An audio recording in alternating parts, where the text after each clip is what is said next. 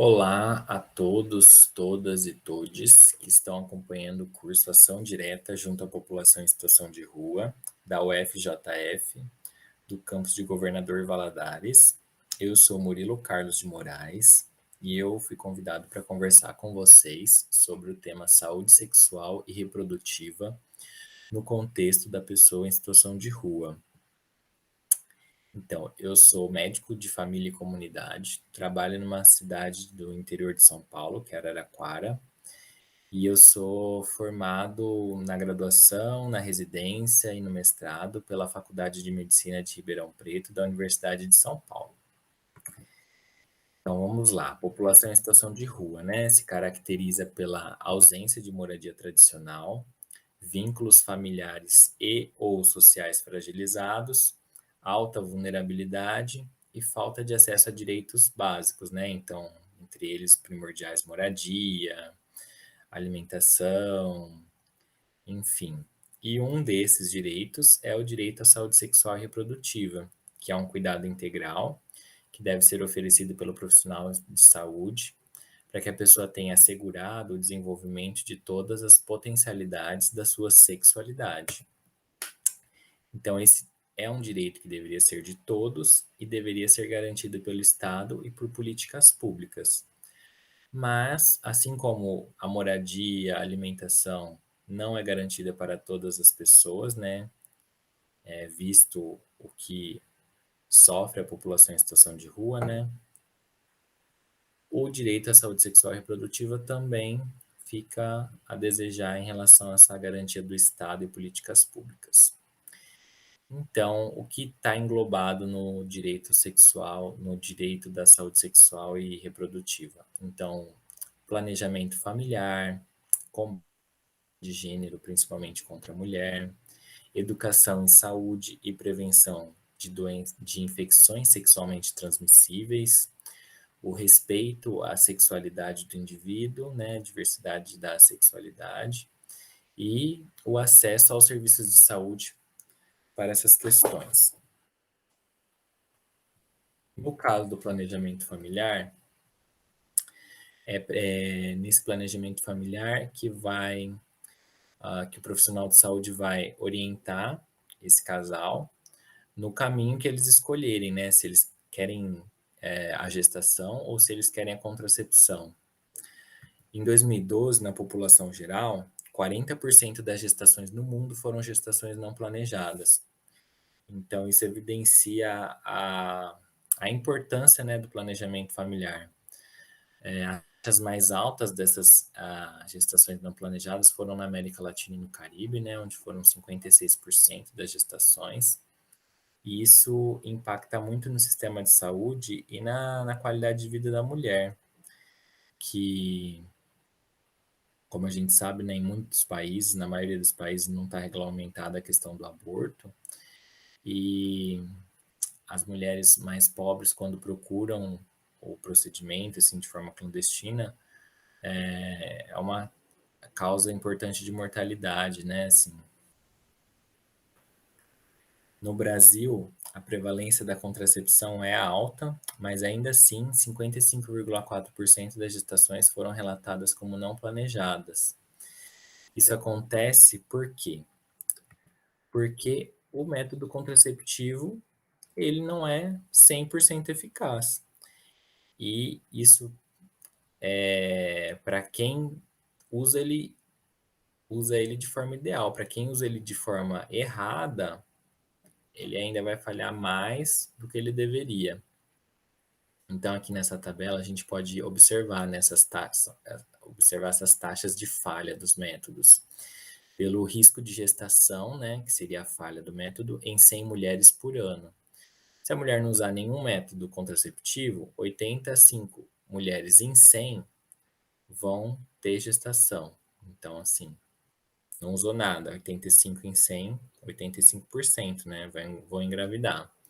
Se usar o preservativo, a gente vê que tem uma diferença grande entre o uso típico, que seria o uso no mundo ideal, no mundo real, né, no mundo real, na realidade, né, e o uso perfeito, que seria o uso no mundo ideal, onde nada dá errado, né.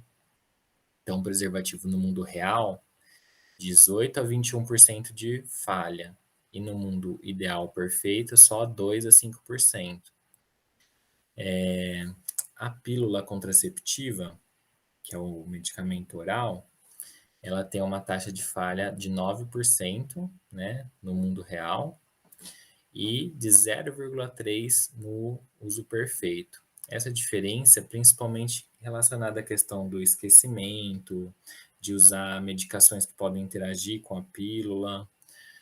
E no caso da pessoa em situação de rua, às vezes a pessoa não tem onde armazenar, né, essa medicação.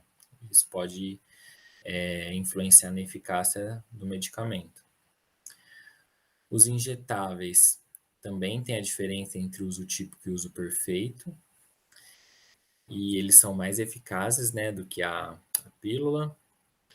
O DIU de cobre, que é o dispositivo intrauterino que pode ser inserido na unidade de saúde, que é um procedimento bem simples, ele usa o típico muito próximo do uso perfeito. Por quê? Porque eu não depende da mulher, né? Lembrar todo dia que está com o DIU para ele funcionar. Se ele já está lá inserido corretamente, ele vai funcionar. A mulher às vezes até esquece que tem o DIU e ele está lá protegendo contra a gestação.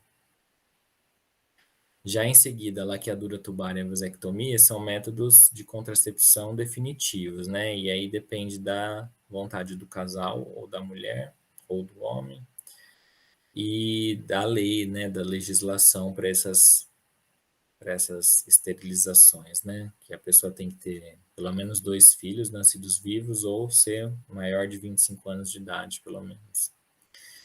E em seguida, os métodos que têm menos falha são o DIU de hormônio, né, que é o sil de levonorgestrel, que é o Mirena, e o Implanon, que é o implante subdérmico de progestagênio também. São, inclusive, mais eficazes do que a laqueadura, que no senso comum, no senso popular, seria o método que seria o mais eficaz só porque ele é definitivo, né? Mas não. Aqui eu destaquei os métodos que temos no SUS, além da pílula que eu não destaquei, por causa da questão do armazenamento lá que eu falei, né? Aqui em Araraquara, geralmente a gente trabalha mais com os injetáveis ou com DIU de cobre e coordena o cuidado se a pessoa quiser fazer a contracepção definitiva também. Mas quem decide mesmo qual método que vai ser o melhor é o casal ou a mulher, né? O profissional de saúde, qual seria o papel dele então? Facilitar o acesso a esse método, orientar o uso ideal do método escolhido, possibilitar o segmento, né, para verificar se a pessoa porventura vai desenvolver efeito colateral, se vai precisar de alguma assistência nesse sentido, e promover a autonomia do paciente para o uso do método desejado, né? Outra questão que eu quis trazer sobre essa qualidade de vida relacionada com o sexual e reprodutivo é a questão do bem-estar menstrual, né? Que recentemente a gente teve a discussão, né, sobre a distribuição gratuita de absorvente menstrual, que foi vetada pelo Bolsonaro e que não deveria ter sido, né? Porque isso é algo que impacta muito na qualidade de vida das pessoas que não têm acesso ao absorvente íntimo, né? Ah, outra esfera do cuidado da saúde sexual e reprodutiva é a educação em saúde e a prevenção de infecções sexualmente transmissíveis, né? Então, é muito importante, nesse sentido, a distribuição do preservativo interno e o preservativo externo, né?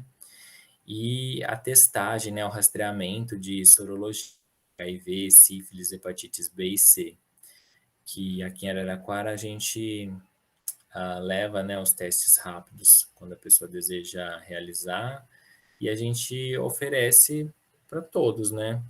Que é um cuidado de rotina para a população em geral mesmo. O acesso, né, ao serviço de saúde envolve também o acesso aos cuidados de assistência ao pré-natal, parto e puerpério, além das orientações, né, de amamentação, aleitamento, Principalmente para a pessoa que está em situação de rua ou pessoa com alta vulnerabilidade social, né? É importante a questão da amamentação, porque muitas vezes essas pessoas não vão ter condições de comprar a fórmula infantil se for preciso, né? Tem algumas cidades que até tem programas para fornecimento, né, caso seja necessário, mas não é todo lugar que tem essas políticas sociais. Sobre o pré-natal, o cuidado no pré-natal, então, envolve passar essa segurança, né, para a mãe e cuidar, né, do binômio mãe e bebê, né, e se tiver o pai envolvido também, né, do casal, né, e para a pessoa em situação de rua, é uma situação muito complexa, né, e que precisa do apoio multiprofissional, né, além do médico, enfermeira, também, às vezes, muitas vezes é preciso psicólogo, assistente social, se a pessoa faz acompanhamento no CAPS ou CAPS AD. Então, envolver todas as pessoas possíveis para dar assistência nesse segmento. Porque uma coisa que pode acontecer no final da gestação, quando nascer a criança, é que em algumas situações não é muito infrequente de presenciar, testemunhar, né, que a criança seja tirada da família. E isso é muito ruim, né? Algo que meio que dilacera, né? Assim, às vezes, esse tecido familiar. E pelo Estatuto da Criança e do Adolescente, a falta ou a carência de recursos materiais não constitui motivo suficiente para a perda ou suspensão do poder familiar. Então, não existindo outro motivo que por si só autorize a decretação da medida, a criança ou adolescente será mantida em sua família de origem, a qual deverá obrigatoriamente ser incluída em serviços e programas oficiais de proteção, apoio e promoção. O que fica a desejar são esses serviços e programas oficiais de proteção, apoio e promoção, né? Na questão da violência sexual ou física, psicológica, foi feita uma pesquisa em 2019 do IBGE que estimou que dos 18,3% das pessoas maiores de idade no Brasil tinham sofrido algum tipo de agressão psicológica, física ou sexual nos 12 meses anteriores à enquista. E essa questão da violência é muito presente na vivência, né, das pessoas em situação de rua. E muitas vezes essa violência ela é relativizada porque a mulher encontra também, às vezes no agressor, alguém que a protege de outras violências externas, né, dessa relação que muitas vezes é abusiva. Então é difícil, né, se desvencilhar muitas vezes dessas relações abusivas. E o papel do profissional de saúde nesse caso não é julgar, né, e sim prevenir que aconteça a violência e quando é trazida, né, essa queixa, acolher a pessoa e a proteger da forma que for desejada pela paciente, né, assim, pela pessoa, orientar sobre redução de danos, redução dos riscos, oferecer casa-abrigo, orientar sobre delegacia da mulher, disque denúncia, né, 180, e notificar, né, sempre que houver esse agravo, para que epidemiologicamente possa se evidenciar, né, a necessidade de políticas públicas para combate dessa violência de gênero contra a mulher, né? E denunciar se for o desejo da vítima, né? Outra questão dessa saúde sexual e reprodutiva é o respeito e dignidade à sexualidade do indivíduo, né? Então, população LGBTQIA+, ela é muito marginalizada, né? E ela é duplamente marginalizada se for uma pessoa que estiver em situação de rua, que não é muito incomum, né? Já que isso muitas vezes pode ser até o estopim, né, da quebra de vínculo familiar, né? Assim, um lar intolerante, LGBTfóbico, muitas vezes a pessoa pode ser colocada para fora de casa, né? E se tornar uma pessoa em situação de rua. Então é importante atentar para essa dimensão também. Outra questão em relação aos acessos ao serviço de saúde, né, também o rastreamento de neoplasias para a mulher, né, de colo uterino e mamas. E o rastreamento ele só é efetivo quando ele atinge toda a população-alvo, né? Senão, se você deixa escapar algumas pessoas, ele não é tão efetivo quanto ele poderia ser.